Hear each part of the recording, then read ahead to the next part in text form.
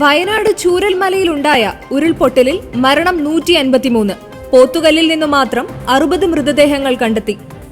വയനാട് ചൂരൽമലയിലും മുണ്ടക്കയിലുമുണ്ടായ ഉരുൾപൊട്ടലിൽ രണ്ടാം ദിന രക്ഷാദൌത്യം പുനരാരംഭിച്ചു. 4 സംഘങ്ങളായി 153 രക്ഷാപ്രവർത്തകർ മുണ്ടക്കയിലെത്തി. അത്യാവശ്യമായി കുടിവെള്ളം എത്തിക്കണമെന്ന് രക്ഷാപ്രവർത്തകർ ആവശ്യപ്പെട്ടു. മുണ്ടക്കയിലേക്ക് നിർമ്മിക്കുന്നത് 85 അടി നീളമുള്ള പാലം. കരമാർഗവും ഹെലികോപ്റ്ററിലും സാമഗ്രികൾ എത്തിക്കും. ഉരുൾപൊട്ടിയ വയനാട് മുണ്ടക്കയിലെ രക്ഷാപ്രവർത്തനം വേഗത്തിലാക്കാനുള്ള നടപടികളുമായി അധികൃതർ. താൽക്കാലിക പാലത്തിന്റെ നിർമ്മാണം ഉച്ചയ്ക്ക് തുടങ്ങും. താൽക്കാലിക പാലത്തിന്റെ ഭാഗങ്ങൾ കരമാർഗവും ഹെലികോപ്റ്ററിലും എത്തിക്കുമെന്ന് റവന്യൂ മന്ത്രി കെ രാജൻ പറഞ്ഞു. ഹമാസ് തലവൻ ഇസ്മായിൽ ഹനിയെ ഇറാനിൽ കൊല്ലപ്പെട്ടു. പ്രതികരിക്കാതെ ഇസ്രായേൽ. ഇറാനിലെ ടെഹ്റാനിൽ ഹനിയെ താമസിക്കുന്ന വീടിനു നേരെയാണ് ആക്രമണമുണ്ടായത്.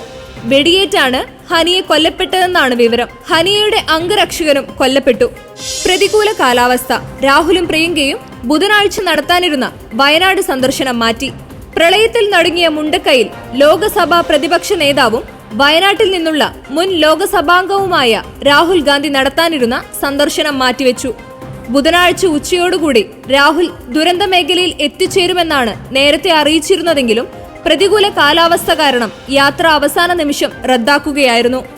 ബെയ്റൂട്ടിൽ ഇസ്രായേലിന്റെ മിസൈൽ ആക്രമണം. ലക്ഷ്യം വെച്ചത് മുതിർന്ന ഹിസ്ബുള്ള കമാൻഡറെ.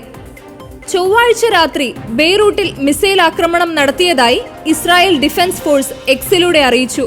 ഒരു മുതിർന്ന ഹിസ്ബുള്ള കമാൻഡറെ ലക്ഷ്യം വെച്ചാണ് മിസൈൽ ആക്രമണം നടന്നതെന്ന് ലെബനൻ സുരക്ഷാ വൃത്തങ്ങളും സ്ഥിരീകരിച്ചിട്ടുണ്ട്.